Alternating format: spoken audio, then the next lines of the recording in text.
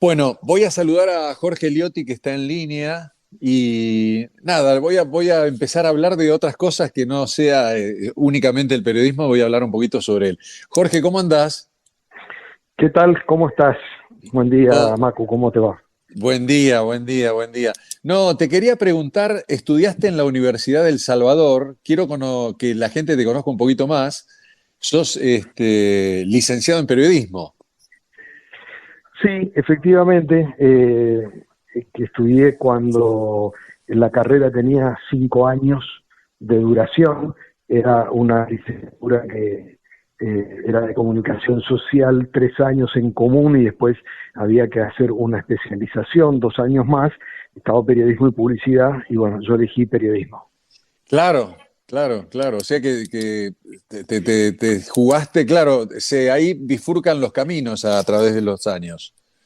Sí, y en ese momento era como comunicación social, era como un gran paraguas que abarcaba muchas actividades y en consecuencia, bueno, cada uno iba como tomando un rumbo, no estaba tan claro que, digamos, vos es que hacías periodismo, hacías publicidad, o Claro. sea, todavía estaba como todo en un marco bastante indefinido, ¿no? Entonces eso cambiaba mucho.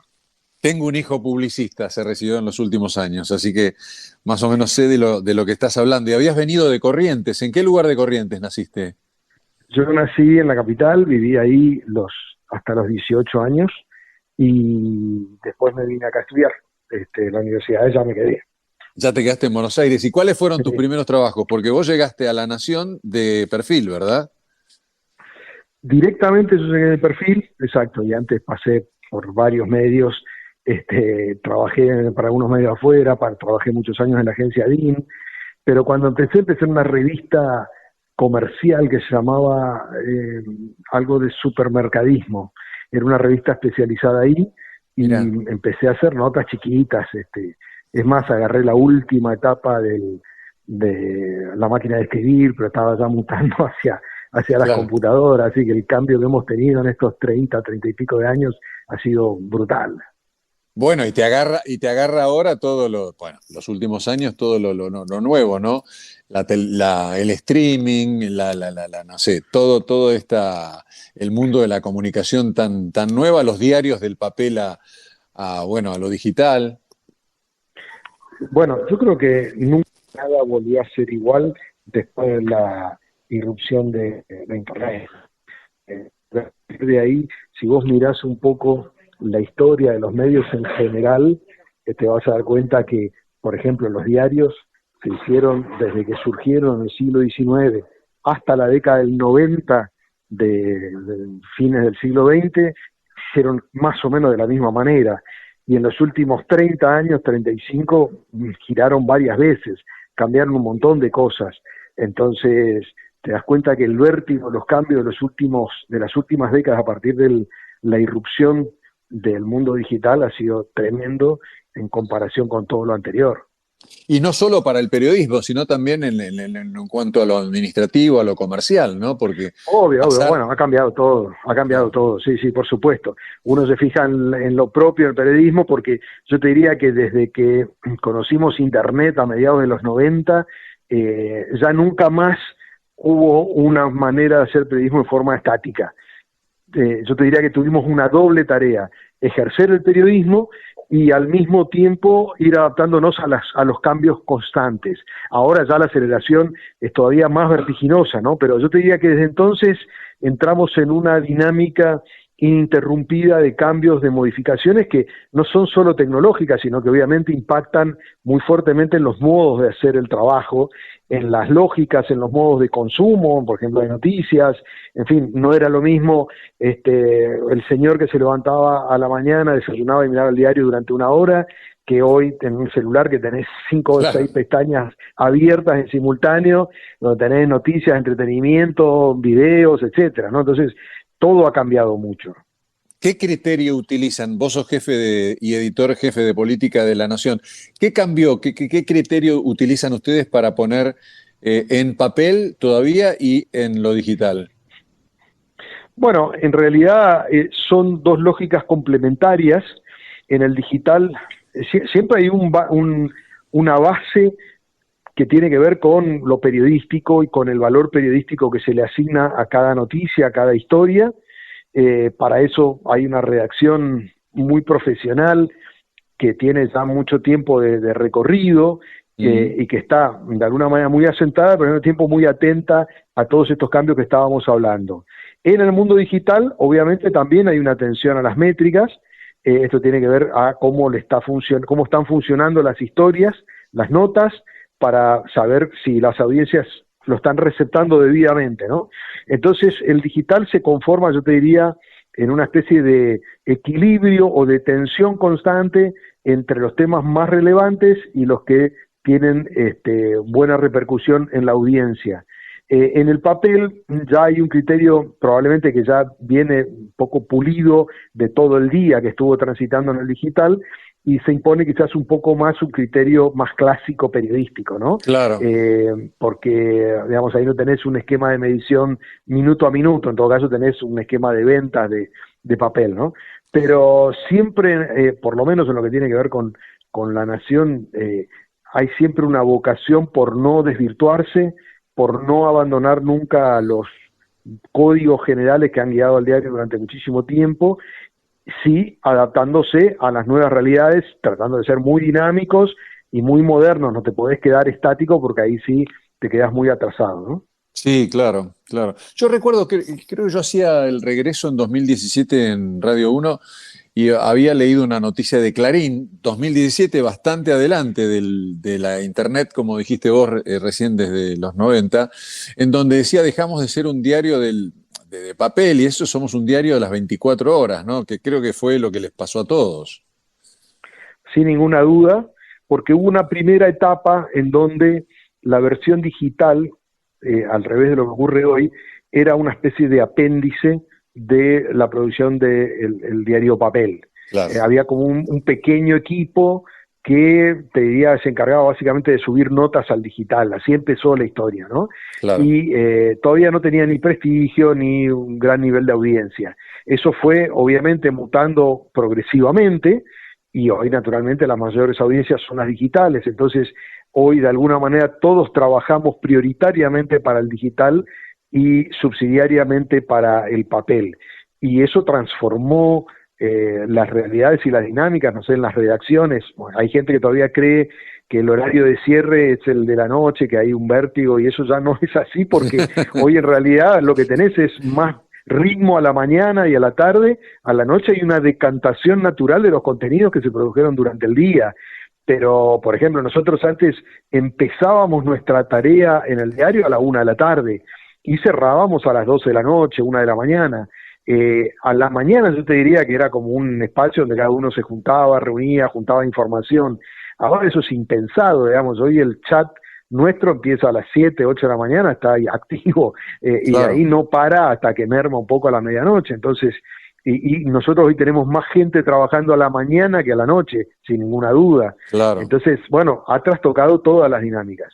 claro, incluso esa etapa que vos nos hablas, Jorge, de que se decidía, ¿no? Es ahora una etapa que va cambiando y que va digitalmente, la van cambiando, que no sé, Y cada bueno, rato. es que, bueno, la home, digamos, la primera home, que es como la etapa digital, eso va mutando permanentemente. Hay 2 reuniones diarias que nosotros tenemos digitales puras, donde un poco se discute de eso, se debate cuáles son los temas y demás, pero después obviamente la misma realidad se va imponiendo. Si surge algo que no estuvo en la reunión, se prioriza eso. Y después hay una reunión papel, con lo cual hay 3 reuniones diarias donde básicamente se discute la etapa de papel. Esa reunión de papel antes era una reunión, te diría, crucial, de Claro, 1 hora. A veces las discusiones eran de 1 hora y media, otros ritmos, otras épocas, ¿no? Hoy es todo más ágil, con suerte dura media hora, y bueno, ya te digo, compite en algún sentido con las reuniones digitales. Pero claro, hay una etapa permanente y tenés distintas maneras también de concebir las home, ¿no? Hay algunas home que son más diarieras, quizás más estáticas, donde la rotación de noticias es más lenta, y hay otras home que son mucho más ágiles y donde hay un principio de renovación permanente, porque se supone que el lector o las audiencias ingresan por lo menos cada media hora, 45 minutos, Claro, y si encuentran las mismas notas, sienten alguna frustración de que eso quedó un poco retenido, ¿no? sí, o Entonces, viejo, bueno, que se avejentó. exactamente. Esto ya lo leí, entonces, digamos, no le genera tanto atractivo. Entonces, hay distintos criterios, ¿no? También depende, hay distintos modelos de negocio, tenés sitios que son totalmente abiertos, con acceso libre a todas las notas, tenés otros que son con suscripciones, otros que tienen algún esquema de muro de pago medio poroso, ¿no? Entonces, eso también influye, ¿no? Claro. Si vas por Bueno, audiencia en el pura, país tenés que entras, rotar más. en el ¿Cómo? país entras y te dan 10 renglones y después tenés que suscribirte. Claro, claro, exactamente. Sí, hay algunas que apostaron decididamente a eso, otras que tienen contenidos abiertos y contenidos para suscriptores, bueno, distintos formatos porque no solamente cambiaron los modos de hacer periodismo, los modos de consumir, sino también cambió el modelo de negocio. Si vos hablas de diarios, durante 200 años el modelo de negocio fue el mismo en todos los diarios del mundo, que Claro, era publicidad más el precio de tapa, o sea, el valor del producto que vos comprabas.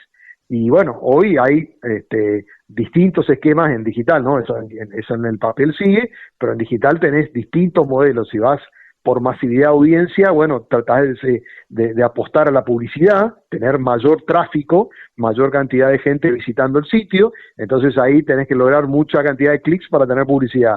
Si vas a suscripciones, bueno, lo que de algún modo alimenta el negocio es la posibilidad de tener más suscriptores, tenés que generar contenidos de valor para que la gente sienta que merece ser claro, pagado por ese tipo de contenido, ¿no? claro. Y a ustedes se le llama home a la primera nota, la nota de tapa, A digamos, de la, digital. a la primer, a la tapa, digamos, home en realidad es cuando vos entrás al sitio, ¿no? Vos entras a lanación.com, clarín.com, infobae.com, te despliega una primera, digamos, visualización de noticias. Esa primera pantalla que vos ves, es la home. Claro, Incluso cuando vos haces scrolling para abajo, todo eso es la home, ¿no? Obviamente que la primera parte donde están, digamos, los primeros niveles de noticias, que son los más importantes, porque es lo que primero lee la gente, bueno, es lo que tiende a priorizarse como si fuera la vieja tapa de papel, ¿no? claro, totalmente. Jorge, ¿y cómo llegaste desde aquella publicación supermercadista, papel, a hablar de política, a escribir sobre política, a acercarte a la política? Mira, fue un camino largo, Macu, eso ocurrió, imagínate, Me a imagino. principios de los 90 y fue un camino largo y bastante, te diría, silencioso en gran medida, ¿no? Eh, Creo que hay gente que por ahí consigue el trabajo de su vida a los 22 años, a los Claro, 23 años. Yo le di bastantes vueltas a la historia, este, pero sí creo que aún con todos los zigzagueos que te va dando la vida, las oportunidades, bueno, en el medio también me tocó estar en algunos periódicos que cerraron, claro, y entonces te van cambiando el rumbo, pero cuando uno tiene, ¿no? A mí siempre me interesó la parte política y la parte internacional, ¿no? Entonces, siempre uno trata de guiar ese camino hacia un objetivo de mediano o a veces de largo plazo, y eso terminó apareciendo, ¿no? Cuando adquirís experiencia y confianza en lo que estás haciendo, podés direccionar un poco más ese horizonte, y bueno, se fue construyendo así, con pasos cortos, mucho tiempo, en algún momento más volcado al internacional, pero ya en los últimos años más fuertemente volcado a la política, y allí encontré un espacio y una posibilidad, y también una necesidad de los medios, ¿no? Que en gran medida, en general, le prestan mucha atención a la cuestión política, siempre son áreas muy troncales en la mayoría de los medios donde me tocó estar, y eso obviamente también terminó posibilitando que me dedique a lo que me gusta y me interesa, ¿no? claro. Y hace un año y medio sacaste un libro que todavía no lo leí, se llama La Última Encrucijada. Hablas antes de las elecciones, fue, ¿no? Exactamente, ese libro salió 15 días antes de las PASO del 23, eh, e intentó ser un diagnóstico de cómo llegaba la Argentina a ese momento histórico. El libro es el retrato de un momento para mí crucial de la historia moderna de la Argentina, y creo que lo que ocurrió y vino después lo terminó de resignificar en términos que terminó ganando un outsider de la política, Claro. como Milei, con una fuerza política totalmente, digamos, nueva, con una ruptura del tablero político. Bueno, todo eso estaba, no digo, digamos, pronosticado, pero el diagnóstico daba cuenta de que eso podía pasar. En el libro yo llegué a decir que no me imaginaba una elección ordinaria, léase la típica elección que tenés dos coaliciones y la gente opta entre el candidato A o B, que Bueno, no eso me era, perdón, imaginaba. Jorge, eso era mucho teniendo en cuenta el kirchnerismo, peronismo y Juntos por el Cambio en ese momento. Absolutamente, absolutamente, pero si vos mirabas los datos más profundos de las señales que venía dando la sociedad argentina, que es la gran protagonista del quiebre, vos te das cuenta, en primer lugar, que desde hace bastante tiempo venía cambiando su voto cada 2 años. De las 6 elecciones previas a las de Milei, 5 habían ganado las oposiciones. Es decir, cada 2 años cambiaba el voto.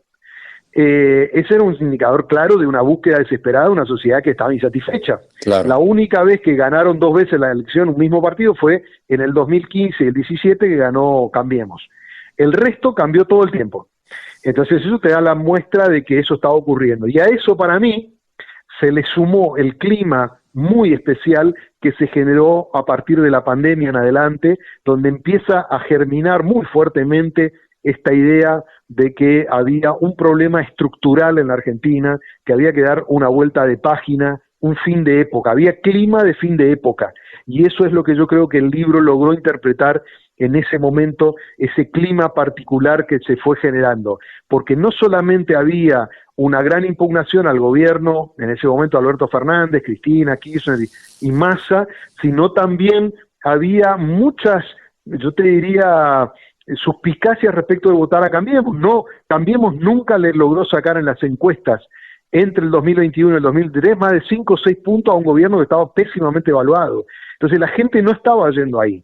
Y yo creo que por eso, en gran medida, el fenómeno de Milei en 2023 se alimentó de esa búsqueda desesperada y que terminó encontrando un vector imprevisto y se subió en muchos casos. En algunos sí había un conocimiento, pero en muchos casos de muchos votantes sin saber a ciencia cierta qué era lo que iba a ocurrir o qué era Claro. lo que iba a hacer, ¿no? Era como una especie de apuesta que se estaba haciendo. Entonces yo creo que eso tiene mucho que ver con ese clima particular que te agrego, Macu, yo creo que permanece en parte hasta el día de hoy. Yo siento que lo que estamos viendo hoy es por arriba una contienda electoral, una 2023 resolvió lo electoral, le dio el poder a Milei, etcétera, pero la sociedad todavía está, yo te diría, agazapada, silenciosa, esperando. Algunos con expectativas, otros con más frustración, pero el cuadro del 2023 sigue latente. Eso a mí me parece importante. ¿Y cómo lees entonces en esto que nos explicás la presentación de Cristina en la televisión diciendo que va a ser candidata a diputada? ¿Qué marco le das a todo eso? Bueno, yo creo que ahí bajamos, digamos, fuertemente de la cuestión más profunda y más de fondo a una cuestión táctica, que tiene que ver con resolver la interna del peronismo, parapetarse en la tercera sección electoral, que es donde históricamente el kirchnerismo fue más fuerte, tratar de lograr algún anticuerpo ante lo que en el peronismo prevén que pueda ser una derrota en la provincia de Buenos Aires a manos de La Libertad Avanza, y subsidiariamente, obviamente, también incluyo ahí la cuestión judicial, ¿no? Porque Claro. ella mueve la ficha y de algún modo condiciona cualquier eventual resolución de la Corte sobre la causa de vialidad. Hoy, si la Corte se pronuncia, ya se pronuncia después de que ella blanquea que quiere ser candidata, y eso, en términos de lectura, va a tener una sensación distinta, ¿no? Claro. Entonces, a mí me parece que busca todos esos objetivos al mismo tiempo, pero, y ahí voy, está resolviendo cuestiones mucho más chicas que las que resolvía en algún momento, ¿no? En algún momento Cristina representaba un movimiento popular bastante masivo, representaba no solo a la tercera sección, sino era mayoritario a nivel nacional, eh, había un intento con todos los vicios, con todo, pero había un proyecto político muy ambicioso detrás. Yo hoy veo aspiraciones mucho más modestas, ¿no? Tiene que ver con salvar la ropa en la tercera Claro. sección y eventualmente en la provincia de Buenos Aires, tratar de evitar una derrota muy fuerte en octubre eventualmente. Entonces, estamos en otro plano de resolución. Y una cosa importante, Macu, aquellos que hoy se sienten desencantados con el gobierno, que quizás se sienten no solamente desencantados con el gobierno, sino desencantados con el sistema político, que siguen pensando que no hubo resolución satisfactoria, que en parte se expresa en los números de ausentismo en las elecciones. Esa masa de gente, que es bastante importante, no está viendo al peronismo como la alternativa frente al gobierno de Milei. En otro momento, el péndulo indicaba que cuando había un gobierno no peronista, la tendencia natural era ir hacia el peronismo. Hoy esa tendencia es mucho más tenue. O sea, yo veo más bien gente en un gigantesco y desolado valle de lágrimas, que en todo caso volverá a votar por Milei aunque no le guste, se dispersarán otros votos o seguirá sin ir a votar. Entonces, eso es una interpelación muy fuerte al peronismo, que ha perdido atractivo, que ha perdido en gran medida discurso y narrativa que se actualiza a esta época. Extraordinario esto que explicás, Jorge, porque justamente la siguiente pregunta que te quería hacer era, teniendo en cuenta lo que nos habías dicho, ¿a dónde te creías que iba a ir a parar toda esa masa de gente que todavía lo está evaluando al gobierno? Bueno, yo creo que una parte volverá ante la falta de alternativas potentes, votará más a regañadientes. Creo que una parte muy importante va a seguir sin votar. Me parece que la elección de septiembre en la provincia de Buenos Aires es una invitación a no votar. Es complicadísima esa elección, es una elección en los términos libertarios bien de casta, porque es Claro. bien de aparato territorial, de intendentes, de secciones electorales, cosa que la gente mucho no entiende.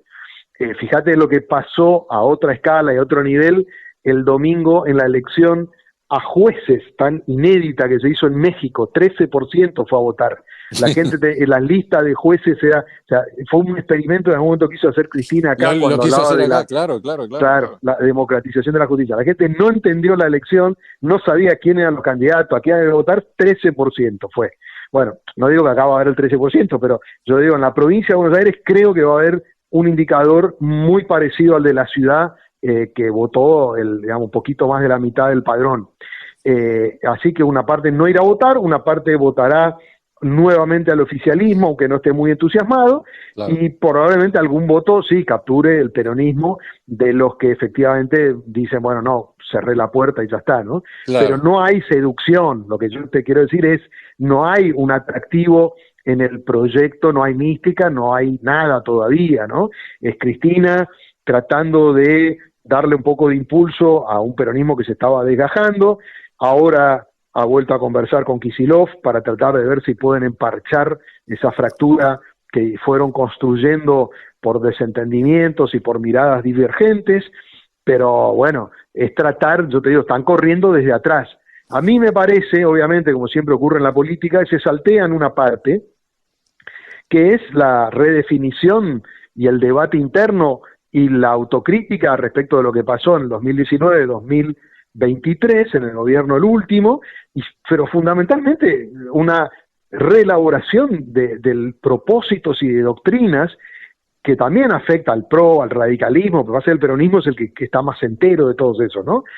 Respecto de qué hacer en este contexto. Parece que están con un problema respecto de cómo pararse frente a un personaje como Milei, que es bastante complicado para enfrentar, y con categorías frente a una sociedad que te dice lo anterior no.